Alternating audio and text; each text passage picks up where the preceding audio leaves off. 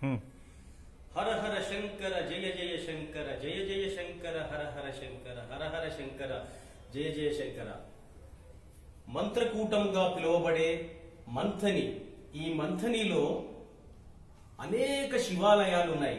మహాలక్ష్మి అమ్మవారి సన్నిధానంలో వెలసిన ఈ శివాలయాలు చాలా చాలా ప్రాముఖ్యత కలవి, పంచకోశాలను కూడా పిలుస్తారు. ముఖ్యంగా మంథనిలో గౌతమ మహాముని తపస్సు చేశాడు కాబట్టి గౌతమేశ్వరాలయం ఉన్నది, సూరాభండేశ్వరాలయం ఉన్నది, భిక్షేశ్వర దేవాలయం పశ్చిమాభిముఖంగా సద్యోజాత లింగం ఉంది. ఆ తర్వాత ఓంకారేశ్వర దేవాలయం ఉన్నది, శీలేశ్వర దేవాలయం, సిద్ధేశ్వర దేవాలయం. అంటే మనం ప్రస్తుతం ఎక్కడైతే ఉన్నామో ఇక్కడ శంకర భగవత్పాదుల వారి పీఠాన్ని కూడా ఇక్కడ మరి కంచి పీఠాధిపతుల వారు ఇక్కడ స్థాపించారు. గురుర్ బ్రహ్మ గురుర్ విష్ణు గురుర్ దేవో మహేశ్వర గురు సాక్షాత్ పరం బ్రహ్మ తస్మై శ్రీ గురుమూర్తయే.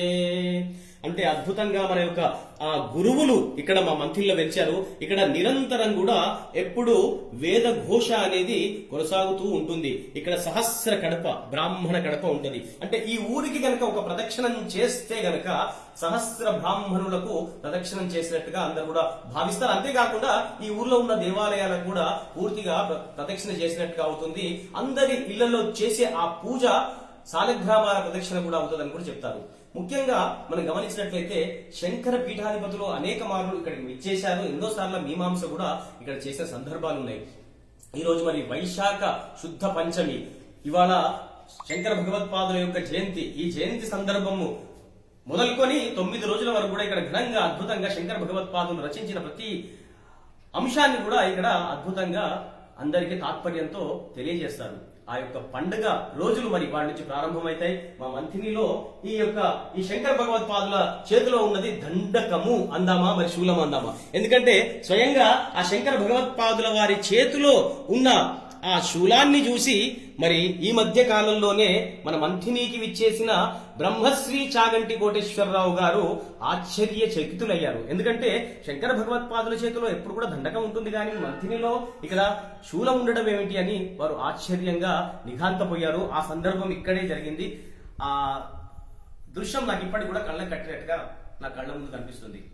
మన శంకర భగవత్పాదులు రచించిన సౌందర్య లహరి, దక్షిణామూర్తి స్తోత్రం, భజగోవిందము, మనీషా పంచకం, ఇవన్నీ కూడా ఇప్పటికీ ఈ యుగంలో ప్రతి ఒక్కళ్ళ కూడా అది ఆదర్శంగా నిలుస్తాయి. ప్రతి ఒక్కరి యొక్క ఆ మనస్సును, ఆ హృదయాన్ని వికసింపజేస్తుంది. అందులో ఏమాత్రం సందేహం లేదు. ఈ రోజుల్లో మనం వాడే ఈ యొక్క మొబైల్లో ఉండే చిప్ గురించి మరి ఆ కాలంలోనే అద్భుతంగా తెలియజేశారు శంకర భగవత్పాదులు. చూస్తే కనుక విశ్వం దర్పణ దృశ్యమాన నగరీ తుల్యం నిజాంతర్గతం పచ్చన్నాత్మని మాయా భైర్వోద్భుతం యథా నిద్రయ యత్సాక్షాత్ కురుతే ప్రబోధ సమయే సాత్వానమేవాద్వయం తస్మై శ్రీ గురుమూర్తయే నమైదం శ్రీ దక్షిణామూర్తయే. అంటే ఒక అద్దాన్ని గనక పట్టుకొని ఈ విశ్వాన్ని గనక మనం అద్దంలో చూస్తే ఆ విశ్వం అంతా కూడా ఒక నగరం లాగా అనిపిస్తుంది. మరి ఆ అద్దాన్ని మనం పగలగొడితే ఆ అద్దం ఎన్ని ముక్కలు అవుతుందో అన్ని ముక్కల్లో కూడా అంత అద్భుతంగా ఆ యొక్క నగరం యొక్క దృశ్యాలన్నీ కూడా కనిపిస్తాయి. మరి ఆ నగరము మన ముందర కనిపించేది సత్యమా, ఈ అద్దంలో కనిపించే నగరం సత్యమా అంటే మనకు ఎదురుగా ఉన్న ఆ నగరమే సత్యము. కాబట్టి అద్దంలో ఉన్నది ఎప్పటికి కూడా అసత్యమే, సత్యము కాదు. కాబట్టి ఈ మొబైల్లో వాడినవి కావచ్చు, కంప్యూటర్లో వాడినవి కావచ్చు, కెమెరాల్లో మనం చిత్రీకరించిన ప్రతి ఒక్క అంశం కూడా ఎప్పటికైనా నాశనమయ్యే పదార్థమే. అందులో ఏది కూడా సత్యము కాదు. సత్యంగా ఉన్నది ఏదంటే ఆ పరమాత్ముని యొక్క స్వరూపం మాత్రమే.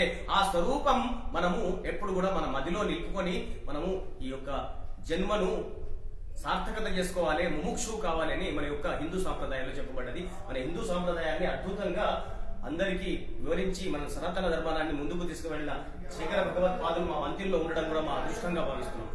హర హర శంకర జయ జయ శంకర.